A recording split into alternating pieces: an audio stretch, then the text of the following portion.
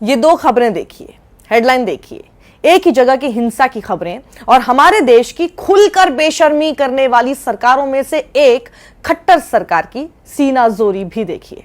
वारदात एक जैसी, आरोप एक जैसे, क्राइम एक जैसा और सजा धर्म देखकर। बुलडोजर वाली खबर में आपको अकरम, सद्दाम, वाहिद, मौसम, आस मोहम्मद जैसे नाम तो दिख जाएंगे, लेकिन मजाल है अमित, सचिन, विक्की, मोनू, बिट्टू जैसे नाम आपको कहीं दिख जाएं। दंगा हुआ, हिंदू मरा, मुसलमान मरा, दोनों के ही परिवारों पर दुख का पहाड़ टूट पड़ा।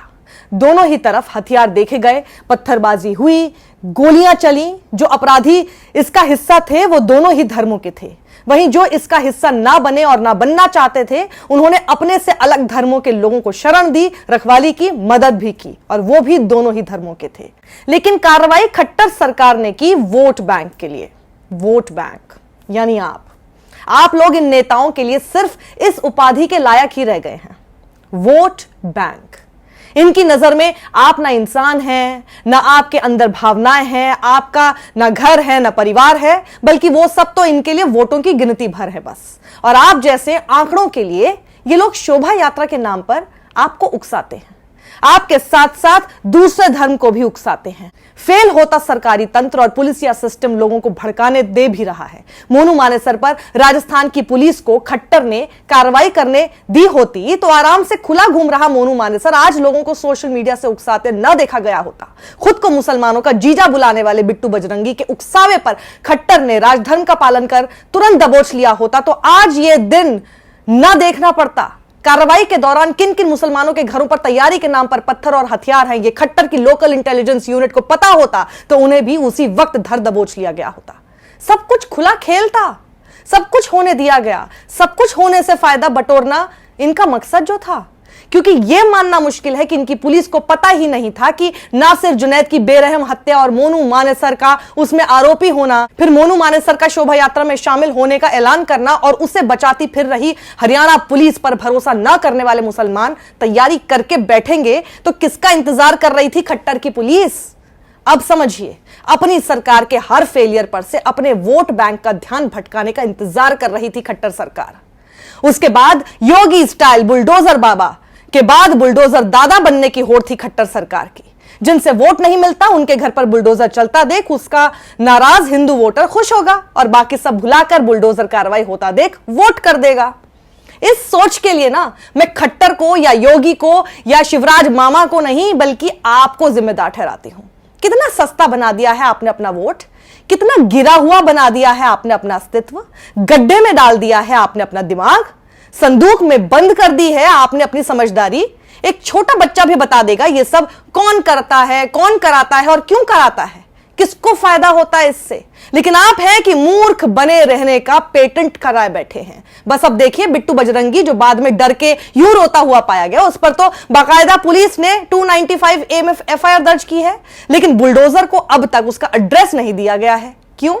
मैं किसी के भी खिलाफ अपराध के बदले में बुलडोजर कार्रवाई के पक्ष में नहीं हूं, क्योंकि यह सरासर गैर कानूनी और असंवैधानिक है।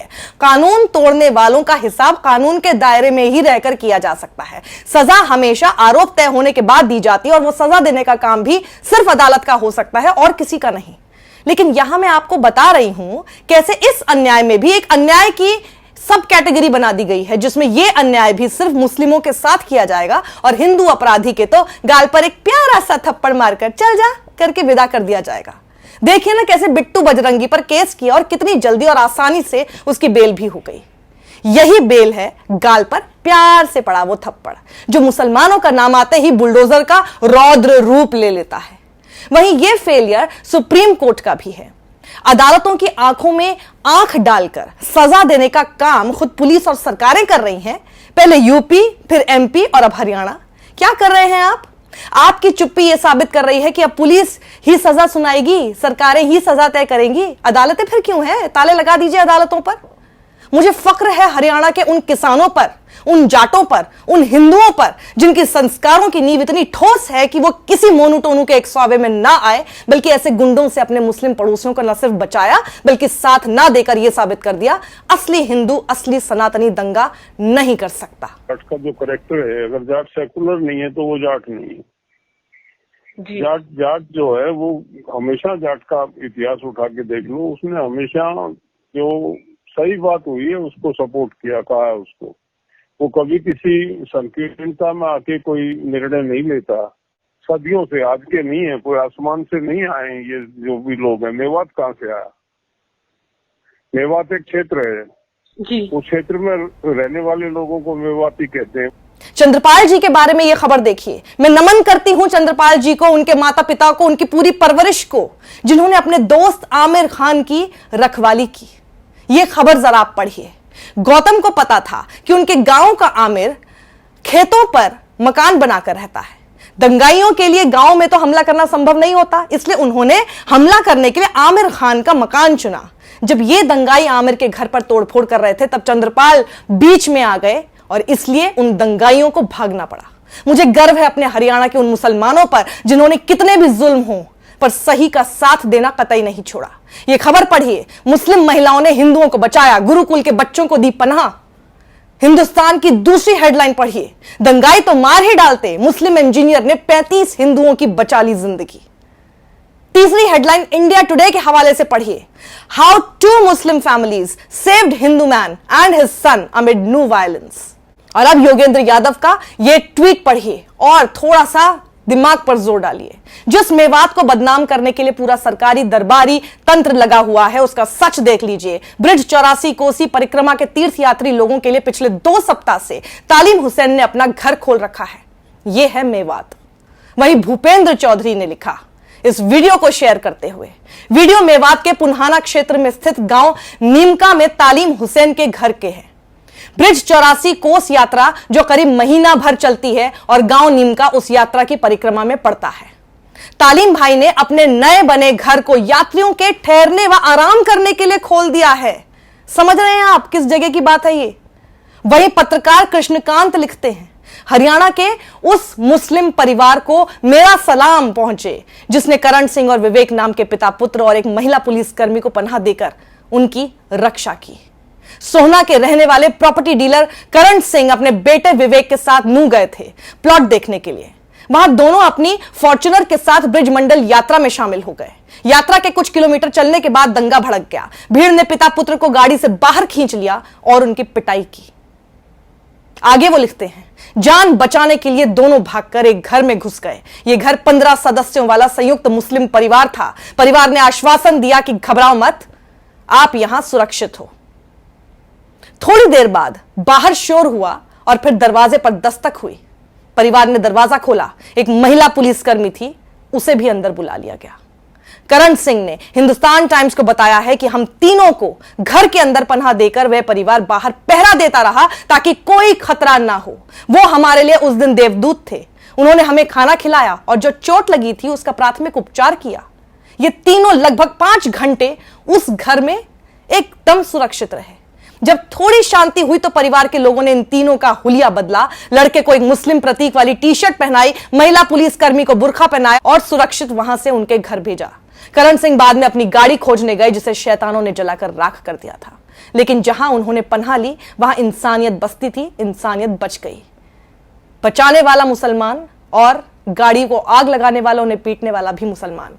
आपको तय करना है आपको कौन सा मुसलमान बनना है या आपको वो हिंदू बनना है जो एक आमिर खान के घर को तबाह करने के लिए पहुंचता है, या फिर चंद्रपाल जैसा हिंदू बनना है जो आमिर खान को आकर बचाता है, उसके घर को बचाता है, जिसको देखकर भीड़ डर कर तितर बितर हो जाती है।